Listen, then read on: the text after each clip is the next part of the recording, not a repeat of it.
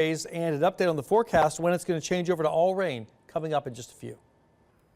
Well, Valentine's Day is in just a couple of days, and so if you are planning to do something special with a loved one, we have some plans for you to help make a memorable dinner. So joining me is Chef Alejandra Cerner Cardona, the Retail Innovation Chef with Tyson Foods. Thank you so much for joining us this morning.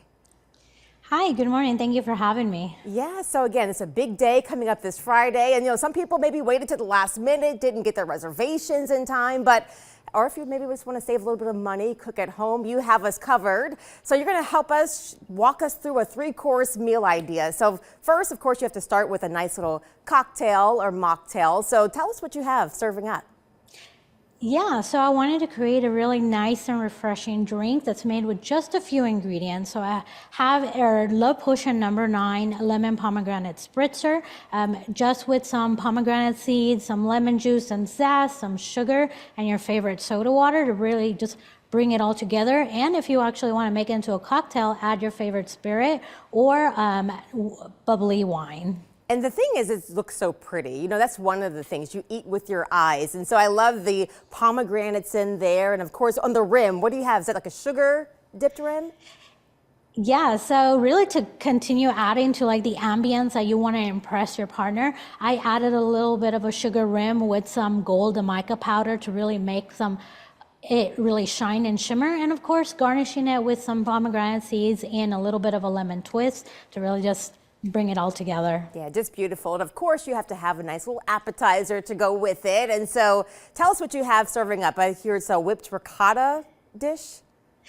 Yes, it's a whipped ricotta with a fig, honey, and balsamic reduction. So when I was thinking about this, I was thinking about Aphrodite, and she is the goddess of love and very often symbolized with figs and honey. So it was just absolutely fitting to incorporate this in the starter. So you have some whipped ricotta that just adds a creamy element, plus the figs add some savory and sweet elements. So it's a nice light starter to just add before coming to the main dish. Yes, it looks really pretty, but as far as ease of this, some people maybe are not experienced in the kitchen. How easy would you say this is to kind of whip up and put together?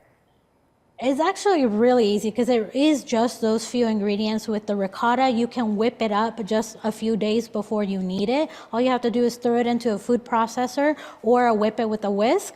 And then the figs, all you have to do is reconstitute them, because I use dry figs with some water and balsamic vinegar, and really just brings them back to life. And the sweetness is already incorporated in the figs, so it's really just all of those just bring it together. And of course, the main dish, some people think maybe a steak dinner, but you're pulling out some pork. And tell us why you selected this protein for an entree. So this pork is so easy and versatile to use. It already comes pre-marinated. So it's our garlic, thyme, and rosemary bone-in French pork loin. And you already see the bones. It just adds a new elevated and elegant style to it. So that's what I really like about this particular protein. And all you have to do is get it out of the package, throw it into the oven, and slice and serve. And then what I have to complement it is a polenta carbonara and some honeyed carrots. So really just bring it all together and make the dish pop. Yeah, it does sound easy. And of course, that's the ideal thing. And then of course, you have to finish it off with dessert. So how are we ending this special meal?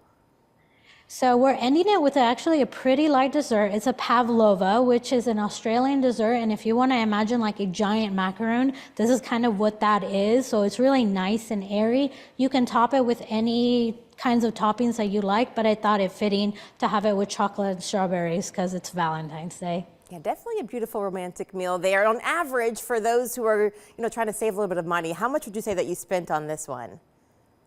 I would probably say overall, as far as like the protein itself, it's about $4.99 per pound, and these average about 3 to 4 pounds, and it feeds 4, so you can get multiple servings out of this. So overall, I'd probably say this is definitely under what you would traditionally pay for at a restaurant on Valentine's Day. Yeah, absolutely gorgeous. You can save a little bit of money there as well. Thank you for giving us some tips this morning, Chef. And of course, if you want to make that meal for your loved one, we'll have that on our website as well. Steph